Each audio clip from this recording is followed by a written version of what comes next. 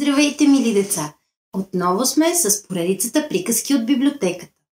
Днес от книжката "Чудни времена", сборник с приказки, съм ви избрала приказка за слънцето на Камен Калчев.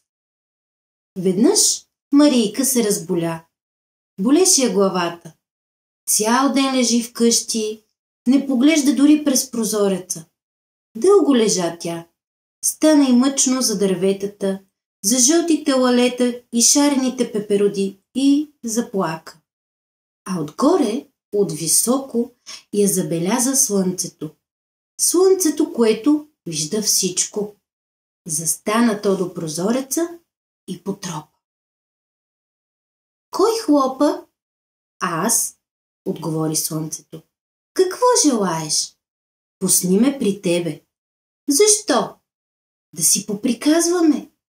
"Отвори прозореца." "Мама ще ми се скара." "Няма, аз я питах." Бутна слънцето прозореца и влезе в стаята. Разпиля се, заблестя, седна на възглавницата до главата на Марийка и започна да се смее от радост. "Какво ще ми кажеш?" запита го тя. "Дай да ти погаля косичката. Ще ме опариш." "Не се плаши." И слънцето погали косичката й. "Сега бузичките." И погали бузичките. А Марийка го попита: "Какво ще ми разправиш?" Слънцето стана сериозно и каза: "Цветята ми са сърдити." "Истина ли?" "Да, и пеперудите ми са сърдити." "Защо?" "Казват, че не съм искал да те излекувам." "Нима ти можеш да ме излекуваш?" "Разбира се." "Как?" "Това е тъй просто. Пускай ме всеки ден да излизам при тебе през прозореца. И аз ще ти разкажа приказки, които научих през време на моите далечни пътувания.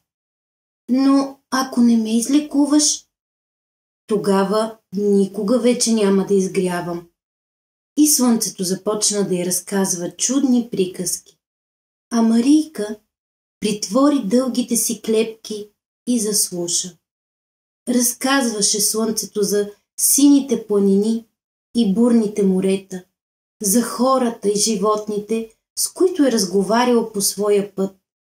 Марийка заспа, дълго спа, а когато се събуди, беше вече здрава. Вън цветята и пеперудите шумяха. Шумяха и казваха: "Слава на слънцето! Слава на слънцето! Той излекува нашата Марийка. Слава!"